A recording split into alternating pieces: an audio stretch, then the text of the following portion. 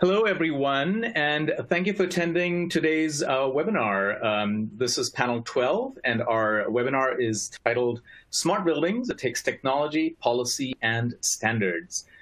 My name is Paul Matthew. I'm at Lawrence Berkeley National Laboratory, and I'd like to welcome you to this panel along with my co-leader, Therese Peffer, with the University of California at Berkeley.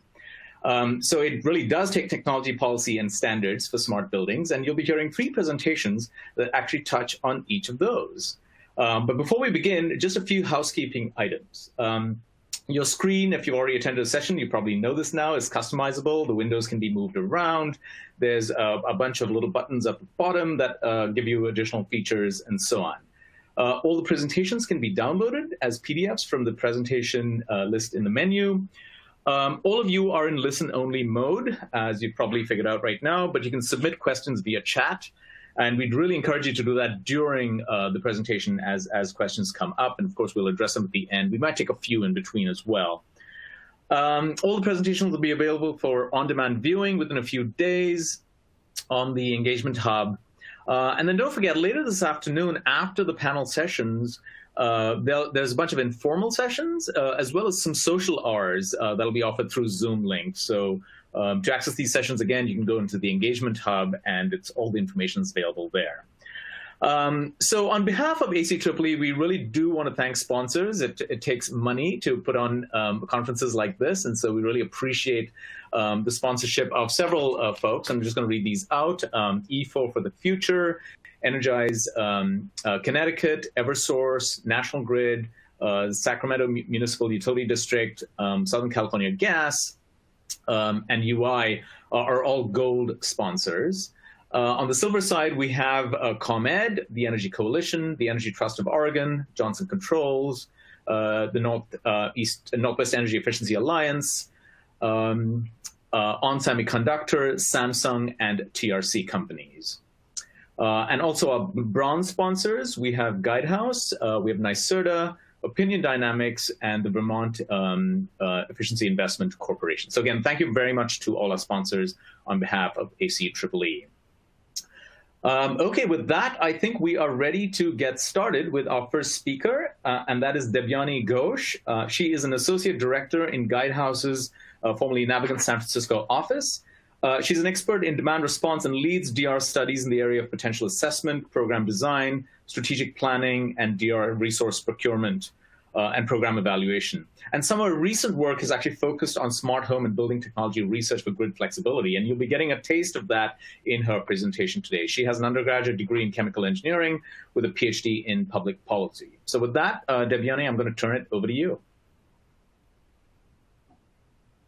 Thank you, Paul, and good afternoon, everyone. Thank you all for joining us. My presentation will cover findings from a research project that Guidehouse, as Paul said, we were formerly called Navigant, conducted for the California Energy Commission on barriers and opportunities for scaling up deployment of smart home and building technologies for flexible grid services. And we focused on the residential and small-medium business customer segments.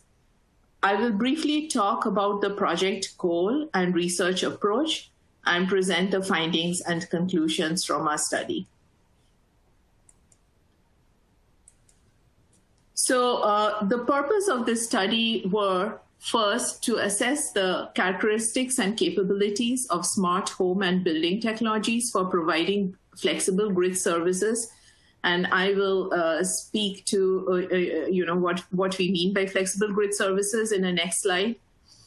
Next, we identified barriers towards scaling up deployment of these technologies for providing flexible grid services using a combination of primary and secondary research. And lastly, based on the identified barriers, we suggested research, development, and demonstration opportunities to help address these barriers and scale up deployment.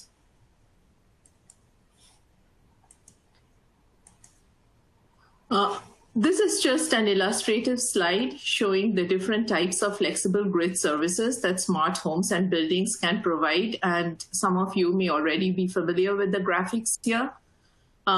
The right figure is taken from one of the DOE reports on grid interactive efficient buildings, GEBS, which defines the different types of grid services, starting with efficiency, which represents lowering of the load uniformly across all hours of the day, to load shed, which is typically fulfilled by demand response programs, to load shift, which is becoming increasingly valuable now due to growing amounts of intermittent renewable penetration, and to finally to the highly granular services such as frequency regulation with very fast response requirements, which some loads in a building or a home may be able to fulfill.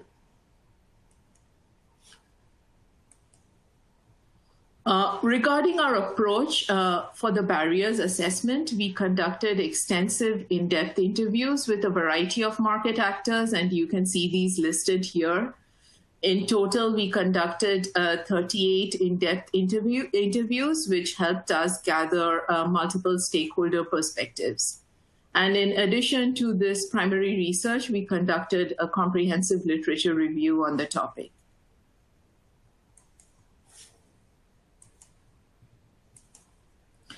So we grouped our findings on barriers and opportunities under 3 broad themes. And these are represented by the different shapes and the colors on this figure. These 3 categories were technology and customer value proposition, standards and interoperability, and policy initiatives that could help address barriers and scale up deployment. We scored our suggested initiatives on a low to high scale based on 2 criteria. The ability of the initiative to promote mass deployment of smart home building technologies, and fit with the California Energy Commission's mission under the Electric Program Investment Charge, EPIC. And under EPIC, for those of you who may not be familiar with EPIC, the California Energy Commission provides funding to support clean energy technology development under 3 program areas, which I show on the right table here. And these are applied R&D, technology demonstration and deployment, and market facilitation program areas. So our suggestions for CEC from this research fall in the second and the third categories, which are technology demonstration and deployment and market facilitation. As I mentioned earlier, although our research here specifically for the California Energy Commission, our findings on barriers and opportunities to address these barriers could be applicable to entities performing similar roles in other states.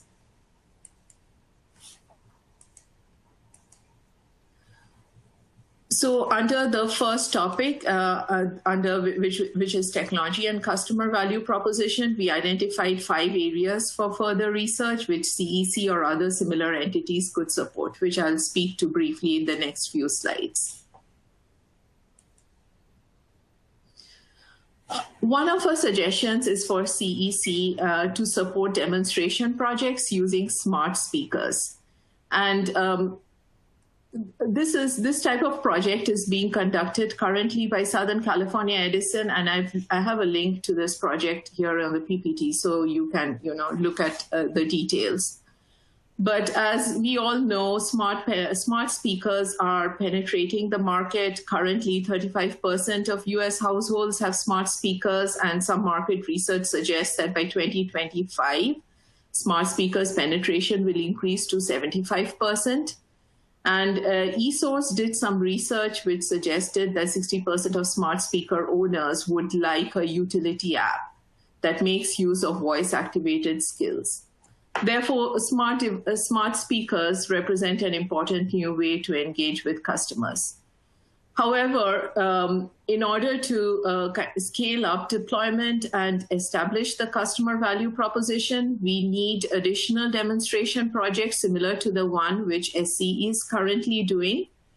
In the SCE project, there's a smart hub which provides algorithms to use customer TOU rate, energy use, and preferences to optimize connected device and adjust their settings to run less during peak times. During the course of our research, a large number of market actors we talked to indicated a need for multiple demonstration projects of this type, which could help establish customer value prop and scale up deployment.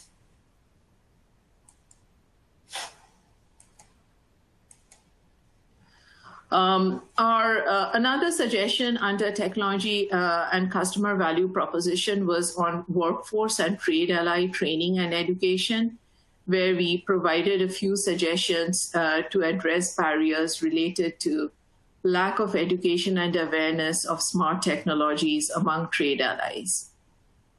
One suggestion was for CEC or other similar entities to support development of a trade ally network platform that promotes and train members on availability of smart products, incentives, installation, and servicing information. This could be done in some cases in collaboration with OEMs who have existing training platforms. For example, REAM has an established,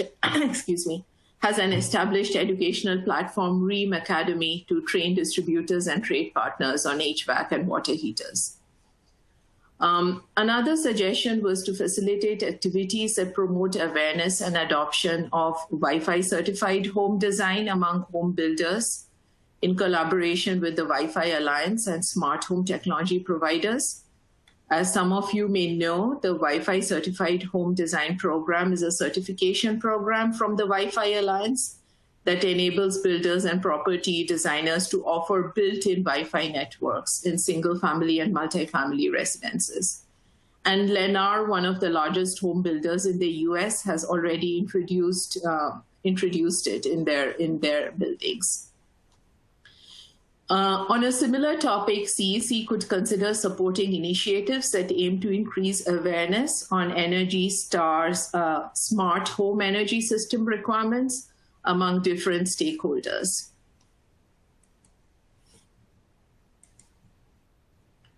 Another area of suggestion under customer value prop topic was to conduct consumers' willingness to adopt studies on smart home building technologies.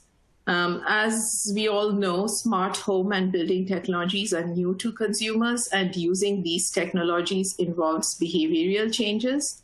So we need insights into who are willing to adopt these technologies and why, which willingness to adopt research can help shed light on drawing on established innovation adoption theory frameworks. We also know that higher prices of smart devices in some cases over non-smart ones could hinder adoption. So the willingness to adopt research can help determine price points at which end-use customers could be willing to adopt these technologies. And there are specific challenges towards smart devices adoption in multifamily. So additional market research and willingness to adopt studies for this segment could be helpful.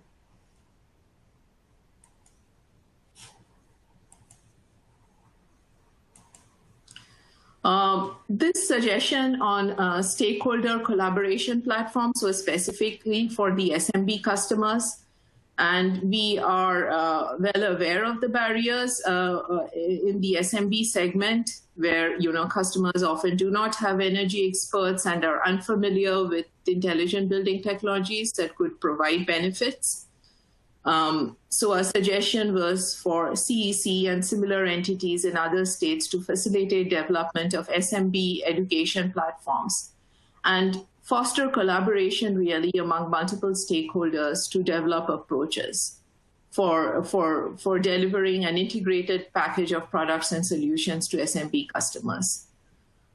This market facilitation activity could help support customer education and awareness building, and also inform the SMB customers on multiple available options and financing mechanisms and incentives for smart technologies.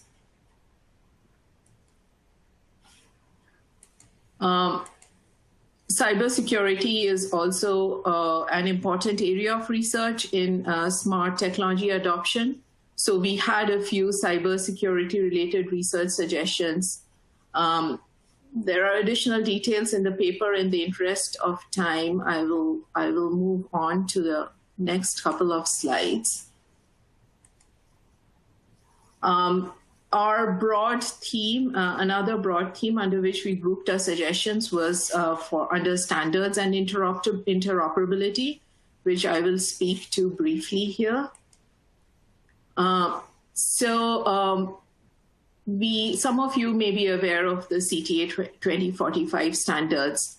So the development of standard ports such as CTA 2045 for equipment such as water heaters enable grid connectivity of these devices. The CTA 2045 is a standardized, establishes a standardized port that enables plug-and-play communications. And the adapter, the CTA 2045 adapter, provides protocol translation between the proprietary command protocol used, say, inside a device such as water heaters to the CTA 2045 command protocol. In addition to water heaters, CTA 2045 prototypes have been developed for other equipment such as thermostats, variable speed pool pumps, electric vehicle supply equipment, package terminal ACs, and variable capacity HVAC. And EPRI recently completed a mapping of equivalent OpenADR commands to CTA 2045 application layer commands for these other equipment types.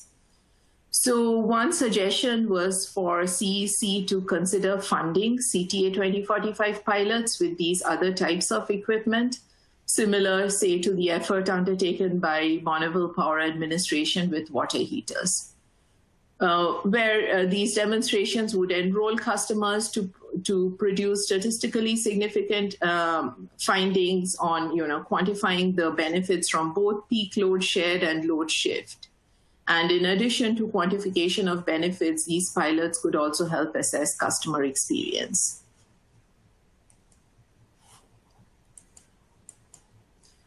Another suggestion in the standards and interoperability area was to facilitate stakeholder collaboration.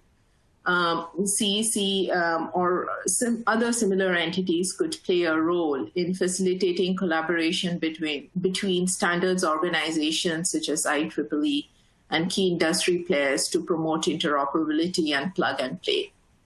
And a couple of other suggestions in this area were to facilitate stakeholder collaboration for standardization of the adaptation layer and API standardization.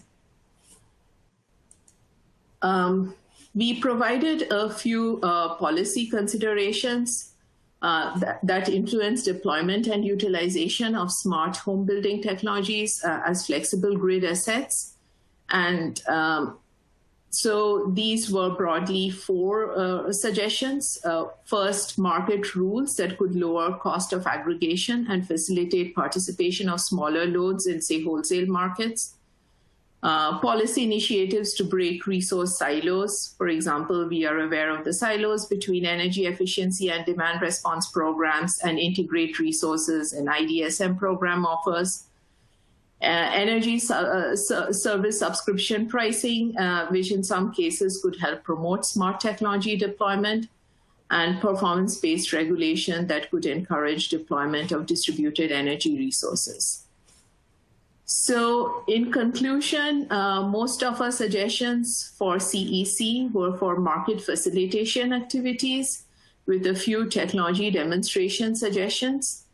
Our research suggests that barriers towards scaling up deployment of these technologies are not primarily technical and mostly relate to customer value proposition, interoperability, and policies. And our findings suggest the importance of fostering stakeholder collaboration and engagement across multiple parties.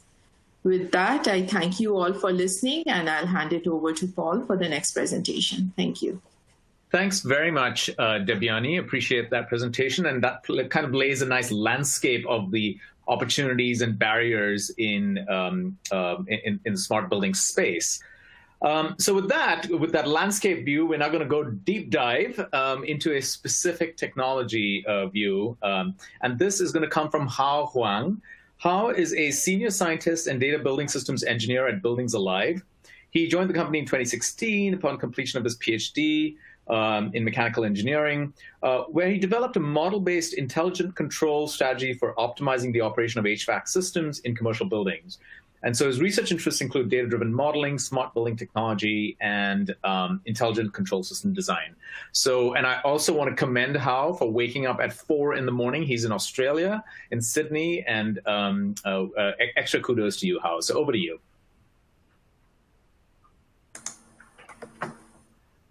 Thank you, Paul. Hello, everyone. My name is Hao Huang from Buildings and Life in Australia. I'll be here today to discuss model-based anomaly detection in commercial buildings.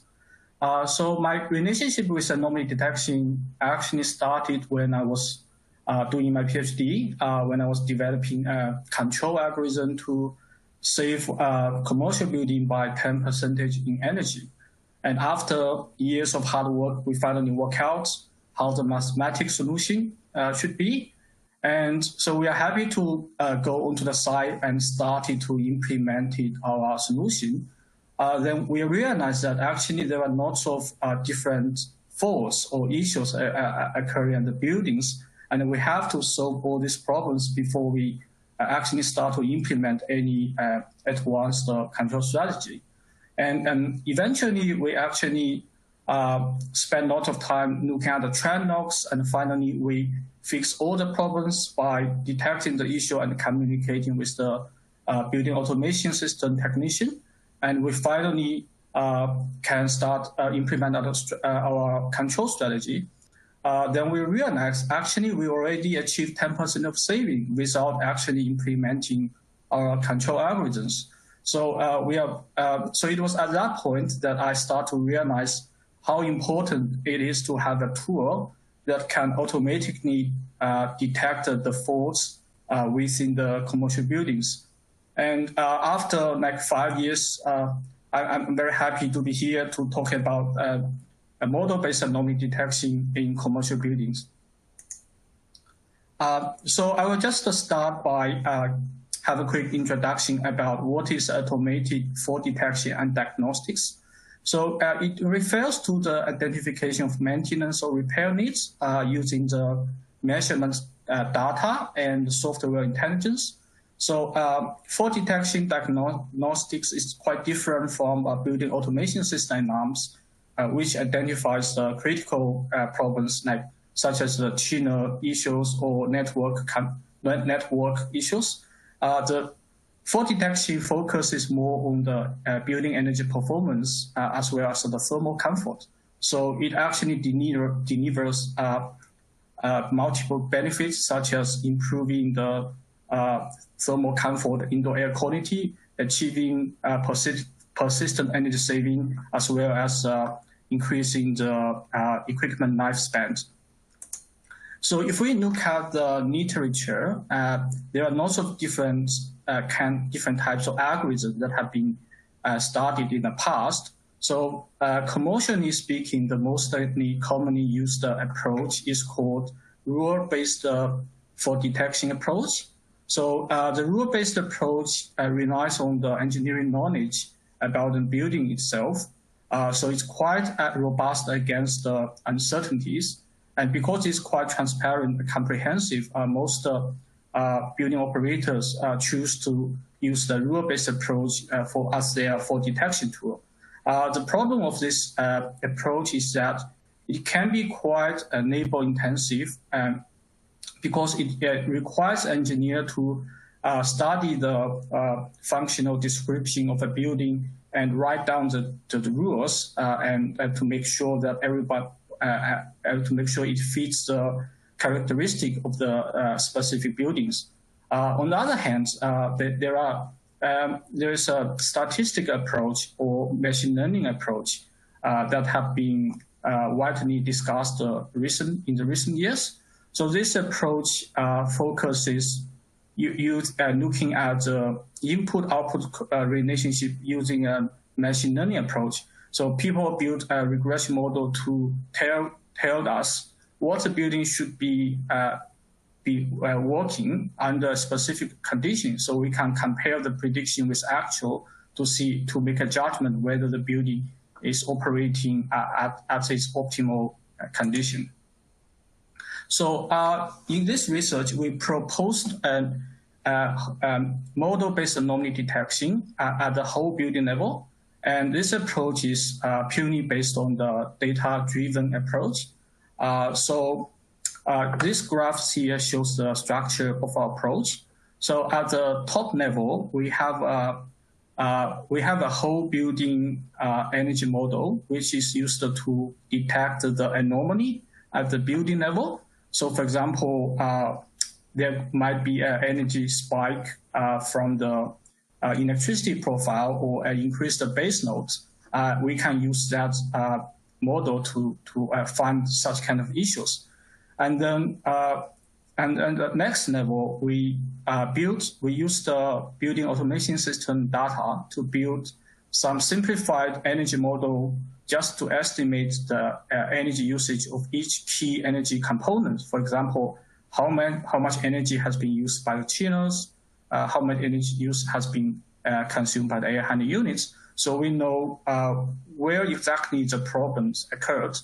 And by drilling down to the next level, we can see which specific component is contributing to the anomaly.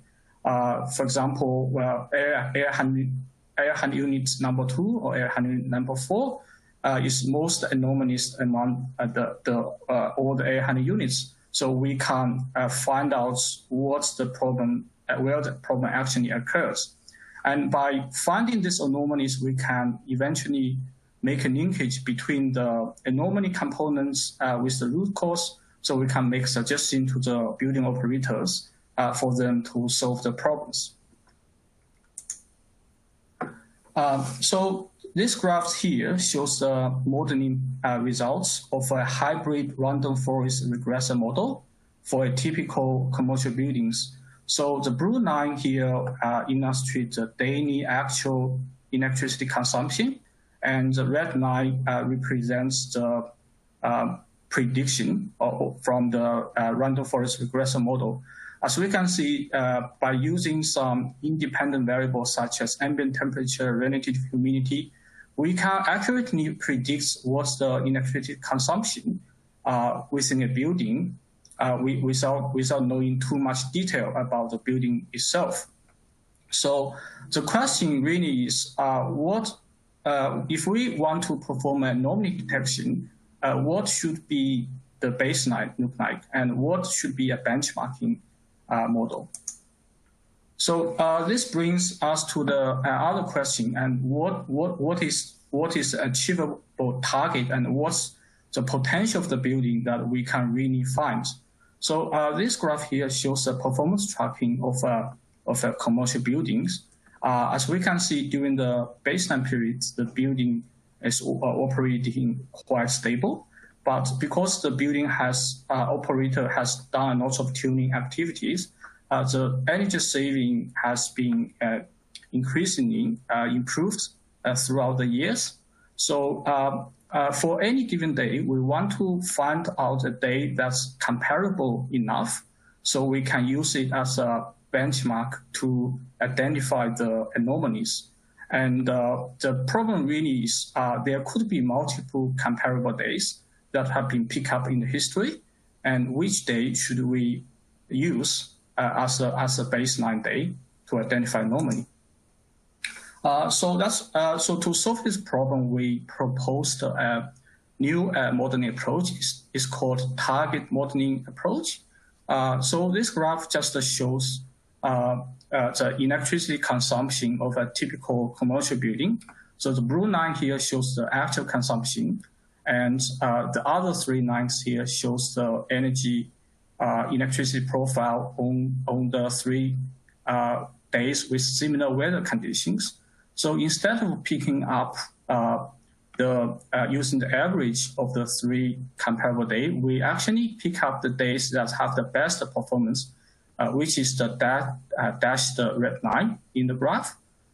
So that day represents the best performance day in the history under similar condition, and which can be used as a benchmark to represent the best performance of this building in the history. So by doing this, we can set up a very good benchmark model to perform our anomaly detection. So once we detect anomaly from the building level, we really want to know which energy components is contributing to this anomaly. So in order to achieve that, we use the building automation system to build some simplified energy model. For example, Chino model, we can simply use the supply chilled water temperature and return air chilled water temperature to estimate the energy consumption. So if we have a physical submeter, that would be much even better because we can use that to verify our model and to make sure that the parameters are set in a proper way. So by doing that, we can quickly work out what's the actual energy usage of each key energy component and what is the best ever performance of these components. And from this table here, we can see that the return air fan has actually achieved some energy saving, while most of other components had energy increase as compared to the best ever comparable day in the history, which means there would be some potential saving opportunities happening on these components. So this graph here shows an example of an aggregated air handling units model. So this graph is based on the electricity consumption of 28 air handling units, and it's built based on the building automation system data only. So it does not rely on any submeters. So the good thing about it is that once the building operator look at this graph, they can quickly know if there's any significant problem occurred to this building. So for example, we can observe there is an increased usage in the early morning. It's not very high, but it's quite strange. And we can see during the daytime, there's a less energy usage, maybe because of the air handling units were running more efficient on this day. So if we want to dig into more, we can take a look at the comparison results between actual and best ever day for each of the air handling units. And in this graph, we actually rank the components by their anomaly scores. So as we can see, the first graph is the most anomalous component because we identify this, there is overnight usage on this unit, and which explains why there is a increase of air consumption at aggregated air handling unit model. And we can see some other anomaly occurs on the air handling units because of the increased demand during the daytime. So nextly, I'm just going to use two case studies to demonstrate how our algorithm works for real world buildings. So we pick up two buildings in Australia. So they are both big office buildings with water-cooled systems and with 4 big chillers and 30 air handling units. So we think it's a good example to demonstrate how our algorithm work. So in the first example, if we look at the first graph here, we can see there is so the green line here represents a baseline period. So that means how the building should be operating under the baseline scenario. And the red line here represents the best ever performance of the building achieved in the past. And blue line here, you can see there's some cycling pattern there, which means there might be some equipment cycling occurred at the building. So this just gives us a quick snapshot on how the building performance on this day. So the big thing we can see from the graph is that might be some equipment cycling during the daytime, and there is some increased energy usage because the actual consumption is much higher than the target consumption. So by looking at this bar chart, we can quickly see the energy increase actually mostly comes from the cooling tower fans.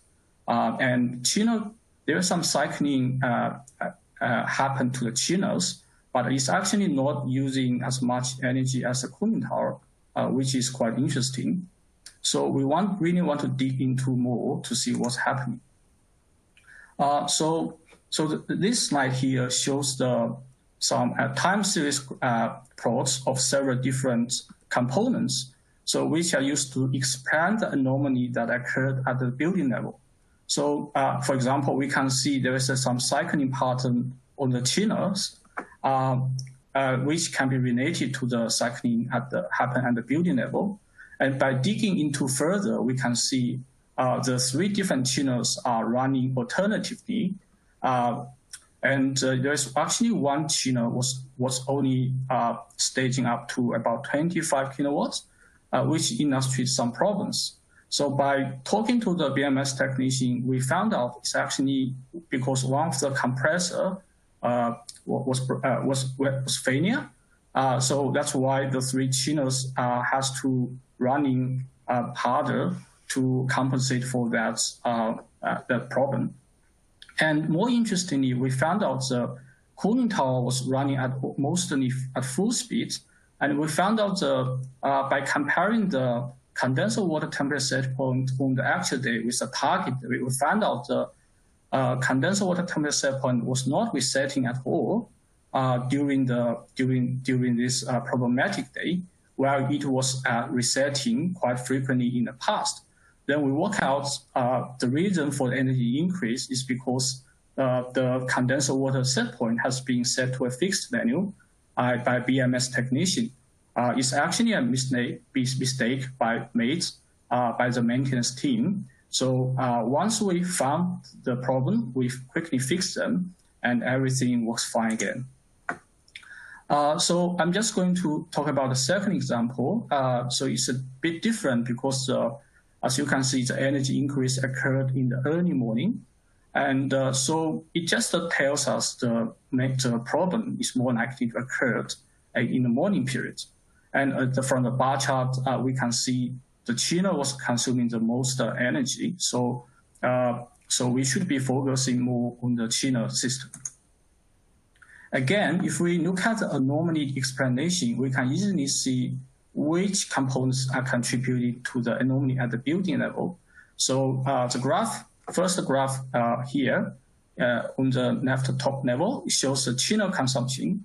And we can clearly see a big energy spike in the morning, while on the best ever day or target day, the building was using much less energy. So it started quite smooth, and there could be some reason behind it. So by looking at the chiller breaking down, we noticed that there are actually 2 chillers running on the problematic day, while on the best ever day, there was only 1 chiller running, so which indicates some chiller staging issues. And after we communicating with the BMS technician, we found out they actually made some changes to the chiller staging delay time, which caused this problem to occur. So we made some further suggestions and to fine-tuning these parameters, which eventually brought the chiller operation back to normal. And interestingly, we can see the linkage between the chilled water system. We can see there's also an energy spike occur at the chilled water pump and the cooling tower, so which are both contributing to the increased energy at the chiller. And this graph just shows the anomaly from the component level. So the red dots here represents anomaly components that have used more energy, and the green dots represents the component that contributes to energy saving. So by doing that, we can easily find some anomaly from the component level. So this graph just shows example of detecting a problem at the component level. And the first graph here shows the economy damper was opening on the problematic day, but it was not open on the target day. And we found out it's actually because there's a problem with the economy damper, so the chiller the economy damper was open on a very warm day, which caused the energy increase. And so that is an efficient way to find issues with air handling units. And in another example, we found the air handling units was running at full speed while it was not detected by our algorithm because the same issue occurred in the history as well. How could you wrap up in 1 minute? If you could wrap up in 1 minute, since we're almost out of time. Sure, yeah. So this graph just shows energy saving results from our approach. We can use this profile to just verify the savings. And finally, we also made a comparison between our model-based anomaly detection with a rule-based approach. And what we found is that actually the model-based approach generates less alarms as compared to a rule-based approach, which were running in parallel. The reason is because the model-based approach just look at the correlation between anomalies occur at different levels. So it actually generates less, it just propagates the issues from top to bottom. That's why it actually generates less alarms in total. So to conclude, we have proposed a model-based anomaly detection, which focus closing the gap between actual and best performance. We found out that there is a risk that false and negative will be generated when we don't have a good baseline data. And we are now working on an unsupervised learning approach for anomaly detection to conquer this problem. That's all from my presentation. I will hand over back to Paul. Thank you. Thank you very much, Hao, for that deep dive into model-based anomaly detection. So with that, we come to our third speaker for our panel today. And again, we're going to zoom back out and actually look a little forward to standards around interoperability, which is a key element to really make smart buildings a reality at scale. And that perspective is going to come from Harry Bergman. Harry is a management and policy analyst with the Department of Energy's Building Technologies Office, where he manages the Building Energy Data Project portfolio. He joined BTO in a role to support research efforts in data standards and open source software. So you'll be hearing about that here in his presentation. Harry has a master's degree in environmental science and management from the Bren School at UC Santa Barbara and a bachelor's degree in geography and philosophy from George Washington University. So Harry, over to you. Great, thanks everyone. Thanks, Paul. All right, so we are digging in today with a conversation around semantic interoperability and how it can enable smart, grid interactive, efficient buildings. First, I want to make sure that I acknowledge the whole team here that made this work possible. We have a lot of really brilliant people thinking about this, and it's been amazing to work with them over the last few months to put this paper together, and I'm really excited about where this work is going to go next. So, quickly, what we're going to do today is introduce the problem and set the context for it, talk about the solution and then the semantics about that solution, and then dig in a little bit around impact and next steps. So, to start with context, the vision is this smart and flexible built environment, right? So it's this idea of a grid interactive efficient building where there are all of these connected and automated products and processes. Occupant preferences are sort of the driving factor here, but it's this sort of continuous fluid operation of a building on the grid. There are all sorts of benefits here, including reduced cost, improved comfort, added value streams from the asset. And if this is where we're trying to go, we need to think about what enables this. And when we're thinking about GEBs, we can think about different use cases like energy performance and reporting. There are benchmarking policies all across the country, and having a building that could self-report almost would save a lot of time and a lot of effort. We just heard a lot about automated fault detection and diagnostics. You can think about automated commissioning and the idea of continuous commissioning. All of these things will need the semantic standard and the data model that we're going to be talking about here in order to operate. There's also this idea of automatic verification of these buildings. So being able to say, okay, we're going to test that a building is able to operate with a specific control sequence to meet something like ASHRAE Guideline 36. We need to verify that this building has not only adopted, but successfully implemented proven best practices.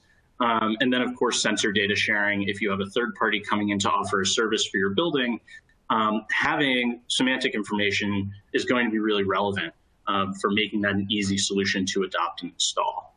So back to this vision, what are the systems that enable all of those driving use cases around to get, right? So these are building automation systems, energy management and information systems, FDD, which we just heard a lot about, and automated system optimization. So we'll talk about that a little bit before digging into sort of the root of why this is easier said than done.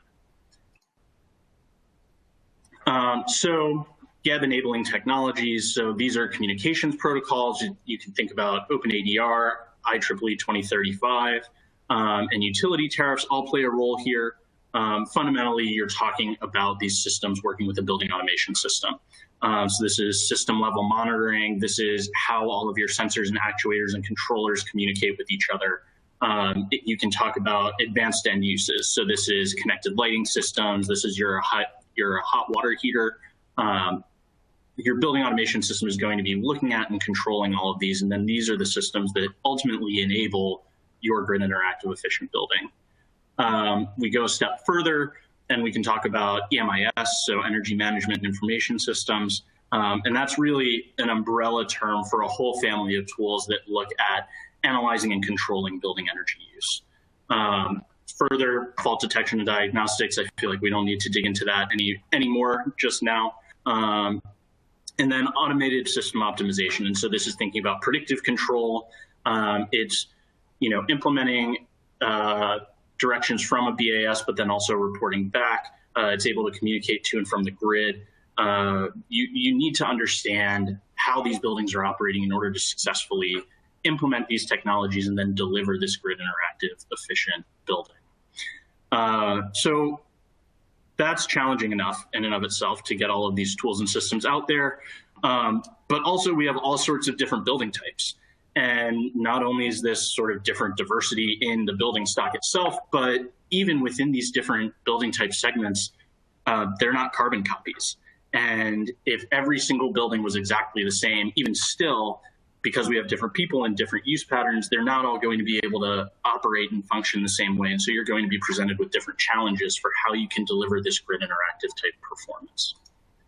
So the problem sort of generally here is as technologies become smarter, there are barriers to affordability and then barriers to getting these things to work, right? So if you need to set up a device in a building to deliver your fault detection and diagnostic solution, you shouldn't need a PhD in computer science to put that together and configure it. Owners and occupants want smarter buildings, and so everyone is trying to procure the next best thing. But it's hard to specify that. How do you specify, I want to make sure that this air handler talks to everything else in the building? How do I make sure that it is receiving occupant data, even if I know I have it, let alone connecting with another sensor? And so it makes it hard to consistently ask for a service as a building owner or as an occupant. And that sort of lack of predictability on the procurement side makes it hard for companies to scale particular solutions. And when you lack interoperability, the ability to drive innovation is diminished. There's not a level playing field because everyone is starting from scratch every single time.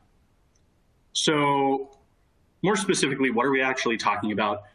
It's this idea of interoperability, which is the characteristic of a product or system whose interfaces are completely understood and able to work together.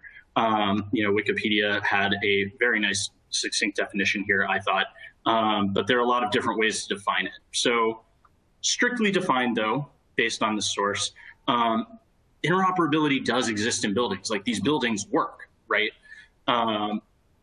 So what more specifically is the problem? So you have devices that are generating data and we're trying to deliver a service or a grid flexible building with these devices. This can also be a residential building. Just because sort of our diagram here is small commercial, this could be a large Class A office building. This could be a single family home.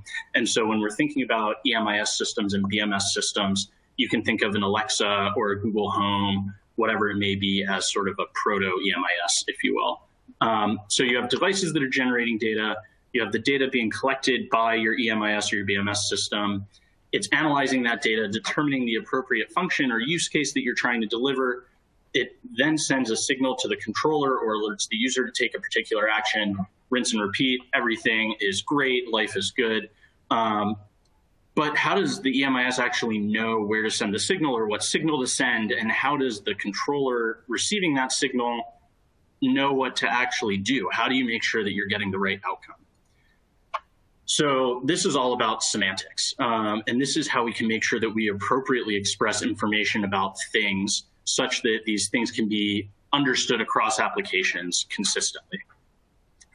So when we're talking about things, we can think of them as having sort of three core components. So one is a type, right? So it's identifying what this thing is. Then you have characteristics or properties, which are general information about that thing. And then there's a relationship, which is the function or role of that thing within a larger system. And, a fun example of semantics here is this cartoon. Sherlock saw the man using binoculars, but Sherlock also saw the man using binoculars. So how do we determine which one of these two cases is actually being acted on by the EMIS or by the BMS? And so that's where all of this work about semantics comes in and interoperability. So where in a building do semantics live? So sort of building up from the bottom of our layers here, our lowest layer is data. So this is sort of bits and bytes moving through your system. This is Ethernet, Wi-Fi, Zigbee. There aren't really interoperability issues here. Certainly not something that is in like our field of work particularly. This is, connectivity that our laptops have, that our phones have. We're not so worried about that. Then there's networking, which is how information is sort of passed around in between all of these different devices, right? So this is saying, okay, I have my address that allows me to connect with my computer, so like TCP/IP. There aren't really interoperability issues here. A lot of those standards have been set already. And then there's the application layer, which sits on top of it. And so this is what exists inside those messages. This is authentication for users. This is everything that you can think of from like BACnet, CTA 2045. And this is where all the interoperability issues exist. This is where there aren't consistent definitions or naming conventions or anything like that. And so that's where we're really trying to dig in. So what does that look like? This is a very human problem. Basically, every data model is a custom model, and every time you walk into a building or a home, you're looking at a different semantic graph. So you can think of the semantic graph as like all of these different connections in between all of these different things presented as sort of a knowledge web, right? And those are characterized by a technician or a homeowner when they're installing it. And so, in this example, Zone 1 is served by VAV4, which is itself served by Air Handling Unit 1. And so you can see that Technician 1 and Technician 2 have different ways of characterizing that and of describing that in the EMIS system or the BAS that exists in that building. The second model here is more complete because there's more information to be shared downstream, but Model 1 works. The problem is that these are two different models, and so you're not able to scale your FDD system. You're not able to scale your EMIS to other buildings, right? As a service provider, every time you're coming into a building, it's a new and unique snowflake. So there are really high barriers to integration and to customer engagement, and it makes it hard for FDD and ASO services to compete. Furthermore, there's not really an ability to test that these services are being successfully delivered as designed. And so when we say we want to create a knowledge graph, we're not going to go through and clone all of ourselves to make sure that we use the same naming convention for every building. But we're going to say, okay, if you have a thing of this type and it relates to another object, here's how to represent that. And so the folks at Brick have started doing this. And so this is based on sort of this class hierarchy, right, where you have a point, location, and equipment. And this shows the different relationships that these pieces of equipment in a building have to different zones or different sensors And so you're able to make sense out of this information and all of this data that's flowing into your EMIS.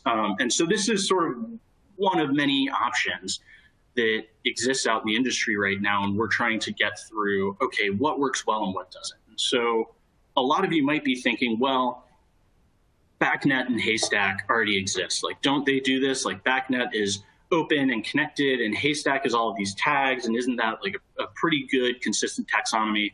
And yes and no. So BACnet historically was a network protocol, but now it's really an application layer, and it has some space within sort of the packets, if you will, to convey semantic information and to talk about these objects, but there's no consistent way to apply that. So it's an opportunity, but it doesn't itself deliver the solution.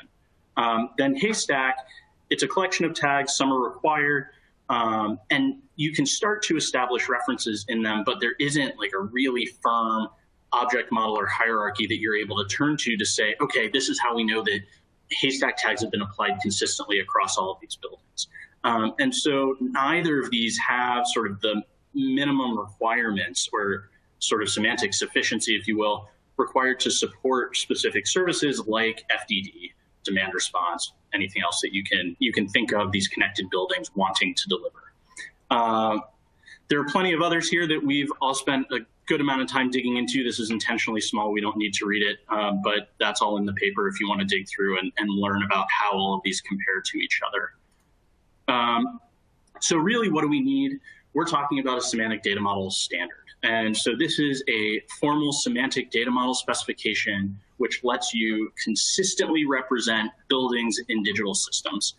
So that even though all of these buildings look different, they're constructed differently, they have different pieces of equipment, we're able to consistently say, we know how these things are connected, how they relate to each other, and then how they relate to the spaces contained within the building as well. Beyond that, you're then able to specify model views or establish this concept of semantic sufficiency that can set the minimum requirements for supporting an application like FDD. So you're able to go to the building and say, okay, I'm going to run a test on this EMIS system. Tell me, one, the physical equipment that's present, and two, is it connected in a way that I can run this fault detection diagnostic algorithm? So all of a sudden, this becomes really interesting because you're able to ask these building models about completeness and conformance to the specification. So it does a couple of things. So it enables procurement of interoperable systems. It also enables like a certificate, or I don't know if it's like a blue check mark, like on Twitter or something. And you can say, yeah, this can do FDD, and that's great. And it can be verified by an open source, freely available tool. And these tools can also be used by the boots on the ground. These are the folks that are going in and doing installation, doing the commissioning, doing the configuration. These tools can be applied to help configure new systems that are being installed in existing buildings, but also help you build a new system from the ground up. When you're installing a particularly complex sensor network, it's helpful to have supportive tooling that can standardize these tags for you and standardize the semantic information. And so in the future, you can start thinking about, does having a consistent semantic graph in all of these buildings mean that these connected smart devices can automatically configure themselves when you install them? That makes life a lot easier when you're trying to do these efficiency retrofits. So impact, as I mentioned earlier, it enables the procurement of interoperable systems. You can specify the use cases and the semantic standard in your procurement process, and then it creates accountability because you're able to test and verify that the equipment installed actually is able to comply with that use case. You can either go and test it in the building itself and perturb the system, or you can run sort of this software-driven test to say, okay, yes, all of the functionality and appropriate points are there. And so this lets you enforce accountability because you've specified a use case. It makes each party sort of clearly responsible for the equipment, the installation, and operation, and gives the owner, the building who procured this, an ability to sort of check this off in their closeout list. So this could be something. This is something that we see as being pretty transformative if we're able to get this together in a way that's useful and out into the market, so that it's adopted and start putting it into these connected buildings. So next steps. This is a big effort that DOE is leading along with NIST, and we're supported by the folks at LBNL, NREL, and PNNL. And it's a really great team, and we've been sort of chipping away at this problem for about a year now, which has been really exciting, and we're glad to share this progress with you. We've been doing a lot of public engagement via ASHRAE SSPC 135, so that's the BACnet committee for those of you that are familiar with the ASHRAE setup. And then we have the Semantic Interoperability Working Group, which is working with 223P. And so that is where a lot of this work is sort of crystallizing if you want to get involved there. And then you can see sort of our consistent outcomes, or rather our desired outcomes, which are a consistent ontology that can be applied by this standard, but is extensible to other use cases, can help with field validation, and support our workforce. So quick summary to close things out. Semantic information is critical to understand how a building works and to enable this sort of smart and connected vision that we have. Without understanding how things are connected and how they relate to each other, and then how they serve the spaces that exist in the building, we aren't going to be able to get very far, or if we do, it's a high cost barrier. This is a very human problem. We have a lot of ways in all of our different languages to be able to say the same thing. You know, this is our Sherlock problem, and it can mean different things, and computers don't have that kind of nuance, and so semantic standardization matters. And so building that on a technology like RDF, so thinking about semantic web technologies, is going to be critical to delivering GEDS, or sort of this smart building future. So our near-term focus is on like mechanical and lighting systems. We're definitely looking at FDD. That's got a lot of interest from industry folks. And that's going to be where we try and get our early wins with this work.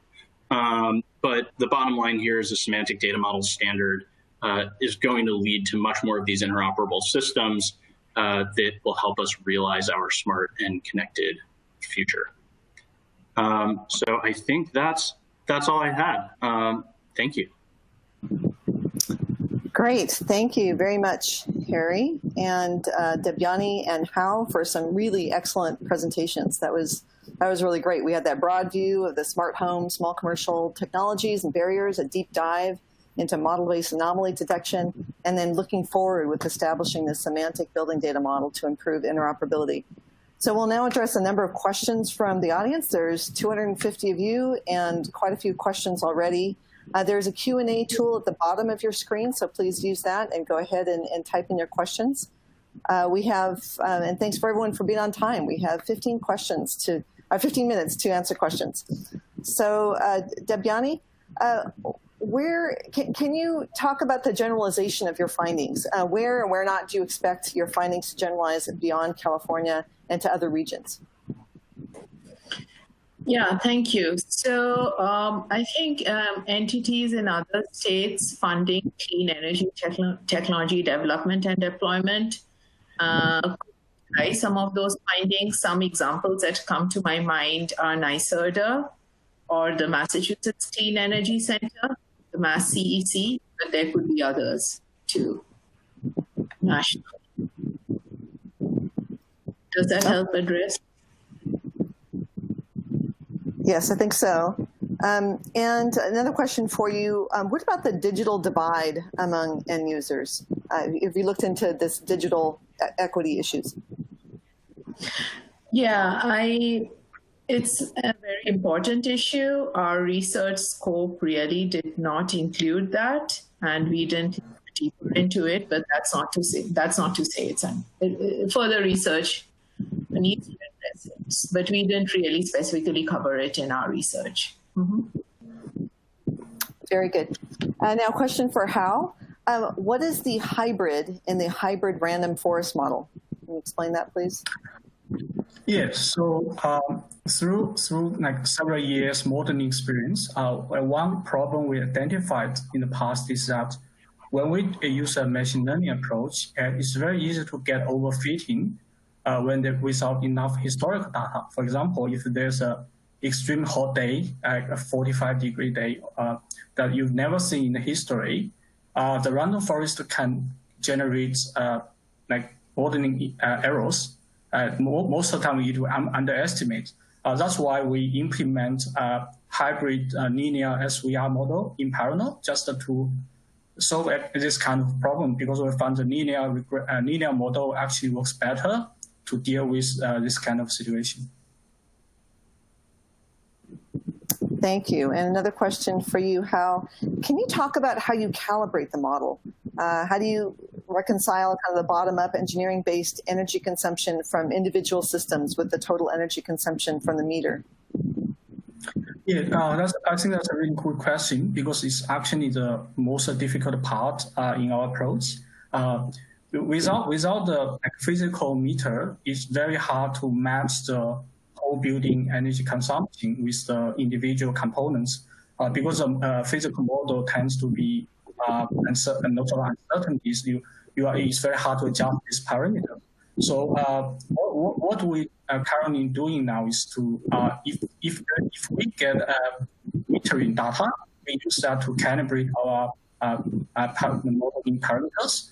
And if without all this information, we will just get the design specification from the site team. So, for example, what's the COP of the chiller? What's the curve of the capacity? And what's the power of the fans? So we try to make a model as accurate as possible, but it's quite hard to match the total consumption. It's a quite challenging job. Okay, great, Hal. Thank you. Harry, a couple questions for you. A couple of questions regarding Haystack and Brick. Can you continue working within Haystack? How is Brick working with Haystack? Are they collaborating? Are they competing? Is Haystack expected to meet the Brick data model standard, or is Haystack expected to remain a subset of what Brick offers? Can you describe that, Harry? Yeah, so I will answer this to the best of my ability. I don't know that I'm the Brick expert here. So you can continue working within Haystack to an extent, and certainly more so with Haystack 4.0 that just came out, but there still is not the structure there to be able to support the validation and procurement and sort of other use cases that we were talking about in the same way that a little bit more rigid structure around those tags would. I think there still is a bit too much room for ambiguity. Brick is a great tool, and it's great that they've picked up and started running with a lot of those Haystack tags. It's something that folks in industry are familiar with and know pretty well and can engage with. It's mostly HVAC focused, and so a lot of what we're looking at is, okay, if we take Brick as a starting point and think about extending it, where does that get us? What does it do well? What does it not do well? And what does that mean when we start thinking about these grid interactive buildings? And so the idea that you can work with Haystack and Brick together and then figure out further what's down the road is a big part of our approach here. Great. Thanks, Harry. Thanks, Harry. Okay, back to Debyani. Regarding, there's a lot of movement in the smart home, especially the device and hub provider area. So, we have the device hub provider Iris suddenly left the market, and then Wink summarily changed their business model to begin charging their connected home customers a subscription fee. How do you see these service disruptions to this smart home integration market as affecting either near or long-term prospects for market uptake?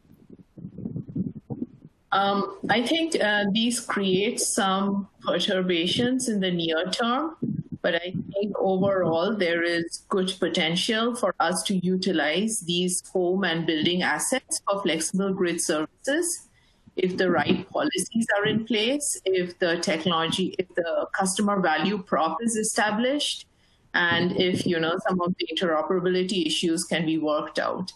I think, as I illustrated in a few examples, I talked about the smart speakers demonstration project that SE is doing.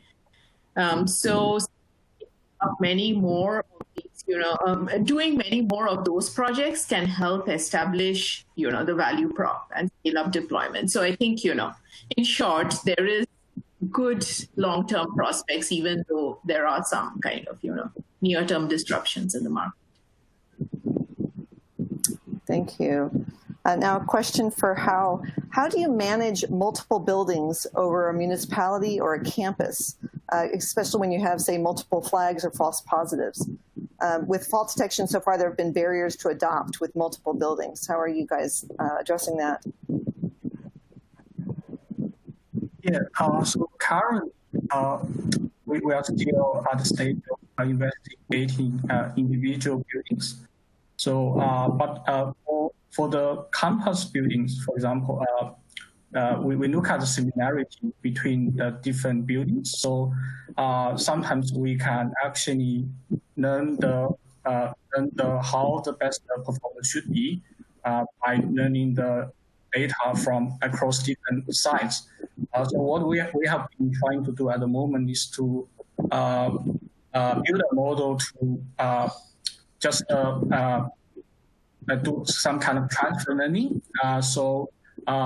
Actually, it helps to improve the accuracy of detecting the anomaly, but still raises a lot of modeling problem, like, for example, how similar the building should be to adopt this approach. And because if there's an improper baseline model, it's very easy to generate some false alarms. I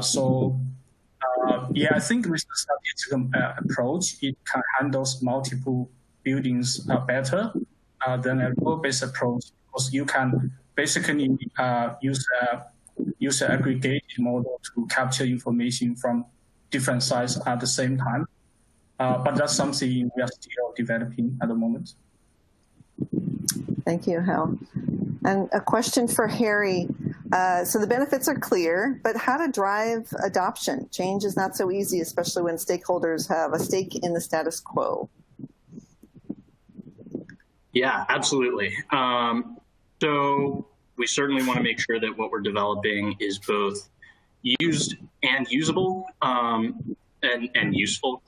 So we are looking to engage with industry. That's why we started with a lot of work in ASHRAE. And then something that we're going to be doing later this calendar year and certainly into next is sort of broadening that net with having conversations with folks in the industry about how this is going to make your job easier, how it's going to save you money or help with customer acquisition.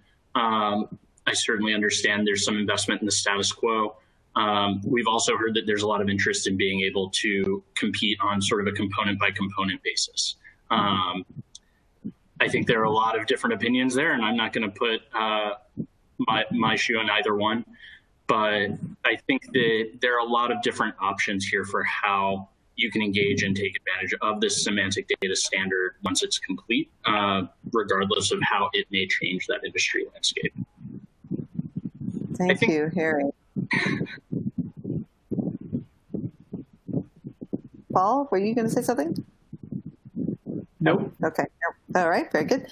So now a broader question. Has there been a discussion on bridging the gap between the two presentations, building startup calibration standard for a better baseline and standardization of connectivity and interoperability protocols?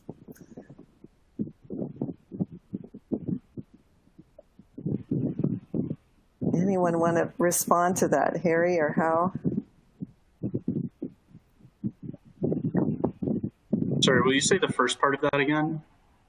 So I think the idea here is that, so how can we bridge the gap between, here we have Hal's presentation on kind of a calibration standard and looking to develop that as a standard, and then we have the standardization of connectivity and interoperability. So is there a way that those, do those get bridged in some way? Yeah, so from our side, we're looking at like the work that Hal is doing and everyone in the FDD world, the commissioning and calibration world, all of that is a use case for us. So this is something where we're saying, okay, if we're going to make this interoperable standard and have sort of this model that lets you go and look at calibrating your building the same way that you could new software on your computer, let's say, we have to have a use case that makes that applied and have that show up in the real world. And so we are looking at FDD commissioning and everything like that as a use case. So I think that's where, at least from where I sit, we would see the bridge. Great, thank you. And Debyani, what policies do you see might affect some of the technologies that you were talking about and how to get those to mass adoption? Yeah, I think I briefly mentioned a few things in my presentation. So one would be to, break the silos across the resources, which we are quite familiar with, EEDR, energy efficiency, demand response, distributed energy resource silos, so that these could be offered in an ITSM sort of offering to customers. I also talked about market rules that could encourage aggregation of smaller resource participation in wholesale markets. New York has made some advancements in that area. Performance-based regulation can overall encourage deployment of DERs, which in turn could market towards deployment of these smart home building technologies. And the other thing we talked about briefly was the energy service subscription pricing option, which could encourage utilities and other service providers to offer smart home and building technologies. Very good. Well, thank you. Well, we are at time, so I wanted to thank all of our speakers for their presentations. I know that you would be clapping there. And remember, you can join informal sessions or social times in the Zoom links provided. So thanks for attending and have a great ACEEE summer study. Bye-bye. Thank you all. Thank you. Great. Thank you.